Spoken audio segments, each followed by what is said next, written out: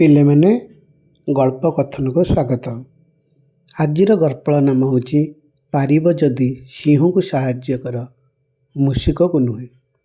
ପିଲାମାନେ ଏହି ନାମରୁ ତୁମେ ଜାଣିପାରୁଥିବ ଗପଟି କେତେ ମଜାଦାର ହେଇଥିବ।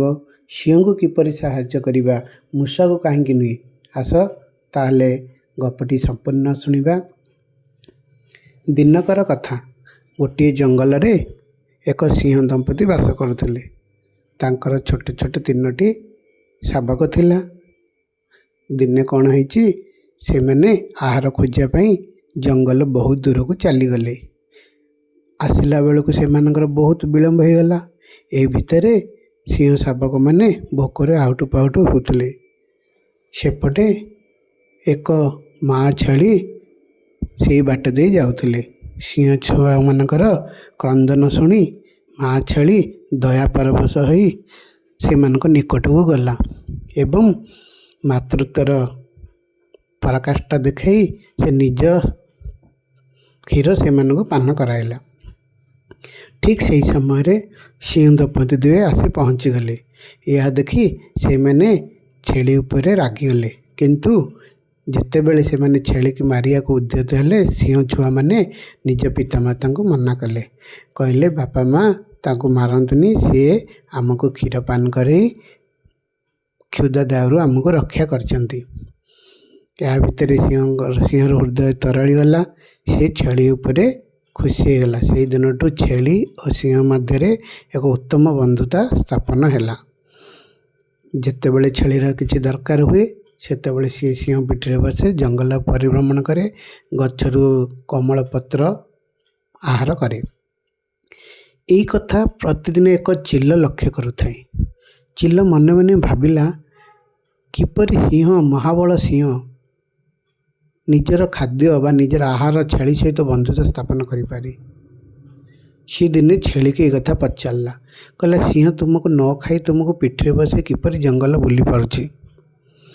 ସେଇଠୁ ଛେଳିଟି କହିଲା, ମୁଁ ଦିନେ ଦୟା ପରବଶ ହୋଇ ତାଙ୍କର ଶାବକମାନଙ୍କୁ ସ୍ତନପାନ କ୍ଷୀରପାନ କରାଇଥିବାରୁ ସେମାନଙ୍କ ସହିତ ମୋର ବନ୍ଧୁତା ସ୍ଥାପନ ହୋଇଗଲା ଏବଂ ସେମାନେ କୃତଜ୍ଞତା ପୂର୍ବକ ମୋ ସହିତ ବନ୍ଧୁତା ସ୍ଥାପନ କରିଛନ୍ତି। ଏହି କଥା ଚିଲ ମନେ ମନେ ଭାବିଲା।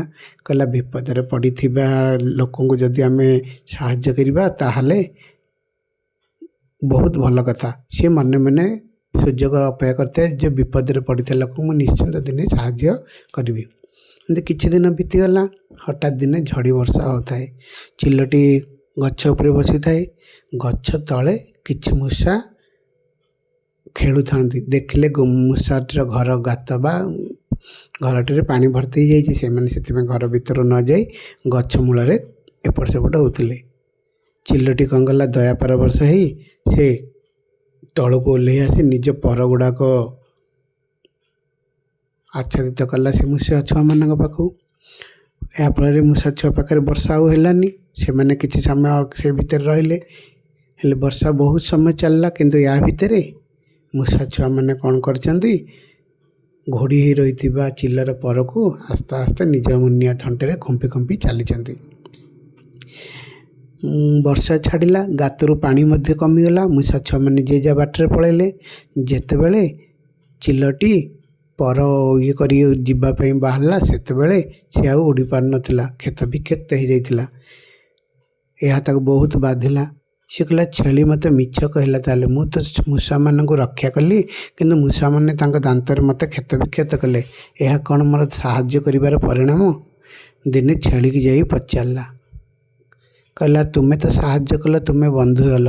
ମୁଁ ମୂଷାକୁ ଖାଇବା ପରିବର୍ତ୍ତେ ମୂଷାକୁ ସାହାଯ୍ୟ କଲି, କିନ୍ତୁ ସେମାନେ ମୋତେ ହିଁ କ୍ଷତାକ୍ତ କରି ଚାଲିଗଲେ। ଏହା କେମିତି ସମ୍ଭବ? ସେଉଠୁ ଛେଳି ଗୋଟେ ବଢ଼ିଆ ଉତ୍ତର ଦେଲା। ପିଲାମାନେ, ଛେଳି କହିଲା, କୃତଜ୍ଞ ହେବା ପାଇଁ ସିଂହ ପରି ହେବାକୁ ପଡ଼ିବ, ମୂଷା ନୁହେଁ। ମୂଷା ପରି ଅକୃତଜ୍ଞକୁ ସାହାଯ୍ୟ କଲେ ତୁମେ ନିଜେ ହିଁ ହଇରାଣରେ ପଡ଼ିବ। ସେଥିପାଇଁ ପିଲାମାନେ ଆଜି ଏ ଗପରୁ କ'ଣ ଶିଖିଲ? ଯଦି ସାହାଯ୍ୟ କରିବ, ଯଦି ତା ପାଖରେ ବିଶାଳ ହୃଦୟ ଥିବ, ସିଏ ତୁମକୁ କୃତଜ୍ଞତା ଜ୍ଞାପନ କରିବ।